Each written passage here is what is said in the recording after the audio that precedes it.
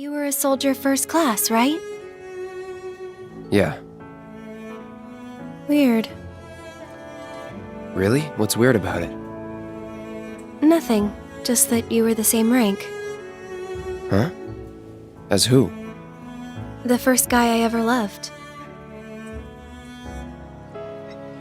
Oh. Wow. Your eyes. Yes, Aerith is an ancient. Probably the last one living. You know you're not just any little girl. You're a descendant of the ancients. You're wrong! I'm not an ancient! When we're older, and you're a famous soldier, if I'm ever trapped or in trouble, promise you'll come and save me.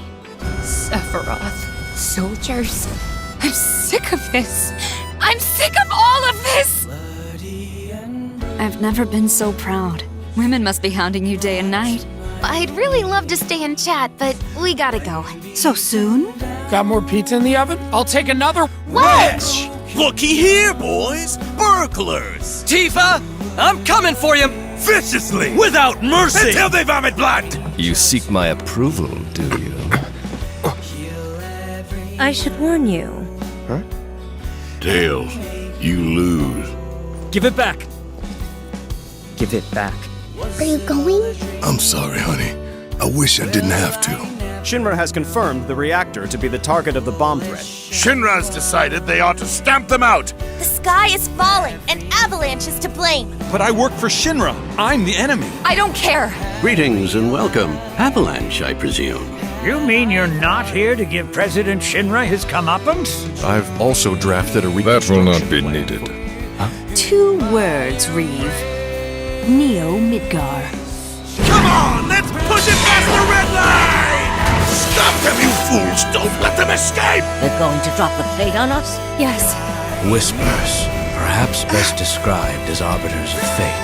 No, you don't! Not when I'm working! I promise you will regret this. The sector in which you stand has been condemned.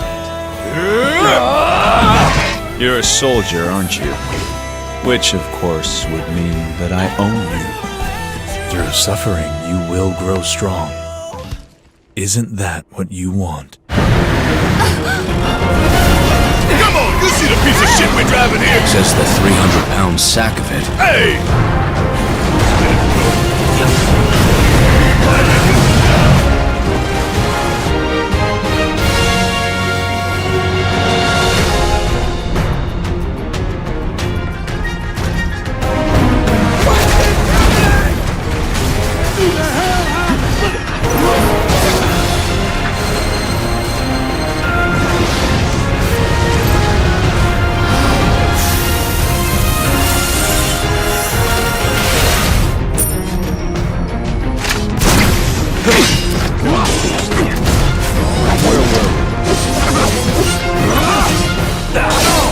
Justice, honor, freedom. Vain indulgences everywhere. Every time the whispers touch me, I lose something, a part of myself.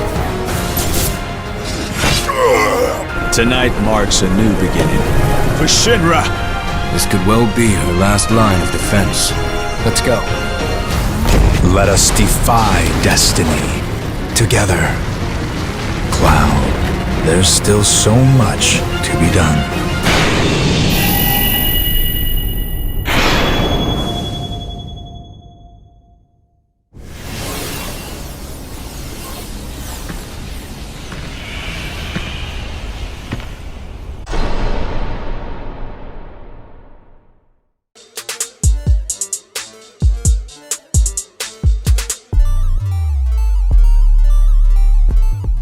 What's good with y'all? It's your boy AD, and to be honest, the Final Fantasy VII Remake is probably one of the best remakes ever made, as it completely upgraded the mechanics in a way that will be remembered for a long time to come. Now, for those that don't know what Final Fantasy VII the Remake is, it's an action role-playing game developed and published by Square Enix, exclusively released for the PlayStation 4 on April 10, 2020. It is the first in a planned series of games remaking the 1997 PlayStation generation game Final Fantasy VII. The initial release date for this game was March 2nd, 2020, and this game runs off the Unreal Engine. Now getting into a little bit about my last video, while Resident Evil 3 is a mostly faithful modernization of its original, Final Fantasy VII is less of a remake than it is more of a complete reinvention of the entire game. So what this means is it swaps out the turn-based combat in the original with real-time action and expands the original story by more than 20 hours. So you can see that Square Enix is really going all in with this remake. But on the other hand, that does mean that this game has a lot of filler, which could be a negative in some cases. But overall, Final Fantasy fans welcome additional new plot points. So this game was longer awaited, as the original game came out in 1997, 23 years ago, and it's still a great JRPG in its own right. And it's a totally different experience, as the gameplay is very different. So I would play the original first, just so you could tell where the remake actually upgraded on it. One of the main reasons that people hesitate to buy the Final Fantasy remake is because they wonder if they have to play the original first to understand this game. The short answer I would say would be yes, because the original old school JRPG, you don't really need to play it before this game, because it's a great remake, but it genuinely does feel like an entirely new game, because you'll be able to pick up the story regardless of your experience with the original. So with that said, if this is your first experience with Final Fantasy VII, you'll undoubtedly miss out on a lot of references, as in the past they had a lot of inside jokes and little Easter eggs put into the remake that you'll only get if you played the old game. So for nostalgia purposes, I will play the original, but as far as if you need to, you don't have to. The people who have completed the game say that it gets really confusing towards the end, as there is a lot of plot points that are unexplained teases that new coming fans wouldn't understand. They would have to look up on YouTube or somewhere else to get that information. Square Enix doesn't tell you in the final plot developments, but Square Enix does a great job at setting up for its sequel. So those are just some of the quick facts about Final Fantasy VII Remake. And so before we get more into detail about this game, make sure to leave a like, comment, and subscribe if you enjoyed the video, while also sharing this to help my channel grow. So starting with gameplay, it's a completely new combat system, and like I said previously, the combat is all new in the remake. The original game to some is like the pinnacle of JRPG combat design, as it's turn-based combat, but with Final Fantasy VII the remake, instead of the turn-based, they have action-based while retaining some of the flavor of the original JRPG game. So the way that this works is that the players only controls one character at a time, so even though you can switch between them whenever you feel like it, the current encounter calls for a change in strategy. So if there's a long distance enemy and you're trying to attack with Cloud, it wouldn't be as effective if you would just switch over to Barret and attack them with your long range weapon. So throughout this game, everything about this is built on you constantly figuring out your enemies and how to attack them with multiple characters at your disposal. And there's a lot here in this game, as you won't unlock everything your first playthrough, but it will make you want to go back and see how much stronger you can actually make your party, as it does technically have a new game plus type mechanic, as it's a great way to keep players engaged until the second installment of the Final Fantasy VII Remake comes out, which hopefully will be soon, but you never know, as the current circumstances, it may get pushed back. So getting into the filler topic that I brought up earlier in this video, there are about 3 times in the game where you'll have to wait for something to happen in the story, and during these times they give you the option to take on mercenary gigs to make some extra cash and help out the communities and the environment in the world that you're in. And these side quests aren't like something you'll find like The Witcher 3, but they add so much flavor and character to the world that you will find yourself enjoying these side quests more than it seeming to be a task before the main story continues.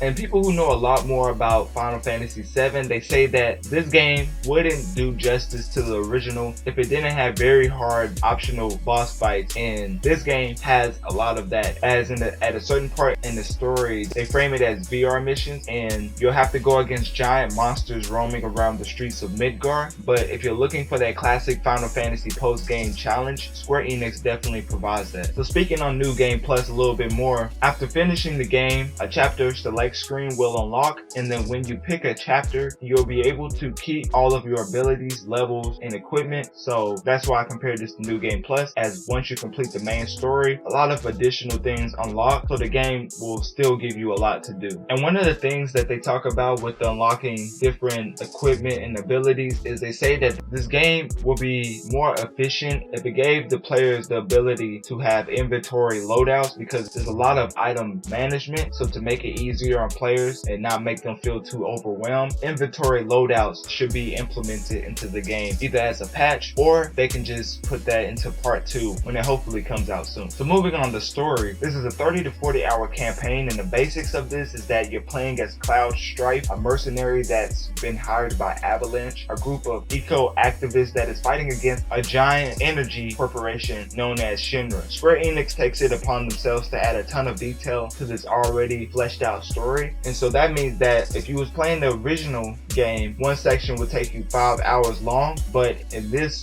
Square Enix game, they flesh out the details and add even more plot points to make it a full 40-hour experience, which I don't see too many people complaining about, as the way they executed it was very effective. And you can tell they put a lot of time and detail into the visuals and gameplay, which is why I believe that people accept this. And with Final Fantasy VII, the remake taking so long to get here, it living up to the years of hype is partly due to them fleshing out the already set storyline. So throughout the story, you're accompanied by 2 members of Avalanche, Barrett and Tifa, and of course some of the fan favorite characters from the first 20% of the original game, and many of them have expanded storylines like Jesse, Biggs, and Wedge, the 3 other Avalanche members. In the original game, these characters were said to be more of like props, as they didn't have too much importance on the outcome of the story, but in the remake, however, these characters are fully fleshed out with their own unique backstories and motivations. Fans who love Final Fantasy before this remake came out will be constantly surprised by entirely new story plot points that weren't even mentioned in the original game, and entire chapters developed by Square Enix, which are used to divide some of the main story up, contains entirely new story details. But enough of the Square Enix and Final Fantasy VII praise. We're going to get into pros and cons, starting with cons. And some of the cons in this game is not too concerning, as with the genre of this game, some of these cons are just based off of the limitations that comes with making a remake. And that's because with my first con being that the game is kind of linear, so it's not an open world, but kind of like other games like Super Mario Odyssey, you'll get put into a world and it will have its own environment to interact and develop more side missions, which will give you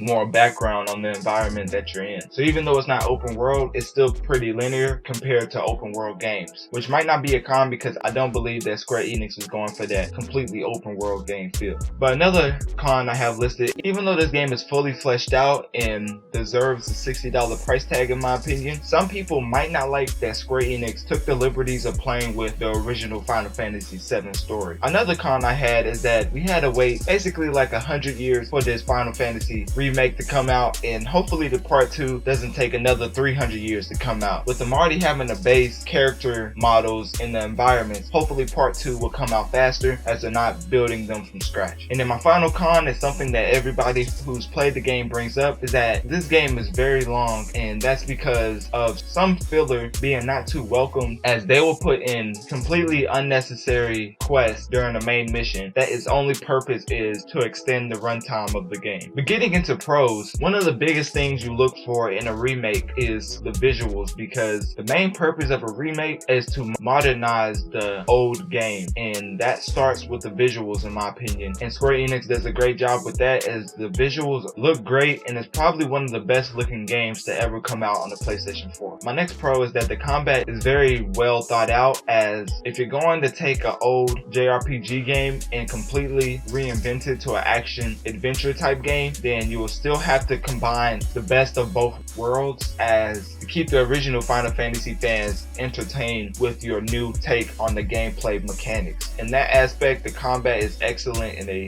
did a great job on paying fan service. Another pro I have is that the story additions are amazing, as the new plot points I would assume would be hard to come up with, as you already have the story set out for you, so you could have just followed that beat by beat by just adding the great visuals that they added. But instead, Square Enix took it upon themselves to add more detail into the story and flesh it out even more with new plot points never before seen in the Final Fantasy universe. And my last pro is that this game encourages experimentation, and what I mean by that is that there's a lot of ways you can attack enemies, kind of when I was comparing Cloud to Barrett, long range to enemies that only take damage to a certain type of elemental. There's a lot of abilities in this game that you can't use on certain enemy types. You have to figure that out as you go. You spend a lot of time assessing your enemy types to find out what ability damages it the most. So that's where the encouragement of experimentation comes from, because they do a lot of that throughout this game. Like with Aerith, she does the best job out of the gameplay that I've seen to keep party members alive. So you would want her to be in the background healing everybody while you're trying to deal damage up close and personal with Cloud. And now getting into fan reviews, starting with the first Twitter user. This person is basically complimenting Square Enix visuals as he's showing what his original model of the PS4 looks like when it's trying to run this game. And I definitely can see where this tweet comes from, as the old PS4 would, in my opinion, have a hard time not sounding like a jet engine trying to run Final Fantasy VII Remake. Getting into the next Twitter user, this is actually from the Final Fantasy VII Remake Twitter account themselves. They're basically letting the world know how many copies they've shipped and digitally sold. As you can see, it's over 3.5 million, and this was achieved in only 3 days worldwide. And that's just a great accomplishment. With the current times, not a lot of people have disposable income, so you know that this game was highly anticipated when it does these type of numbers in this time. Getting into the third Twitter user, it's basically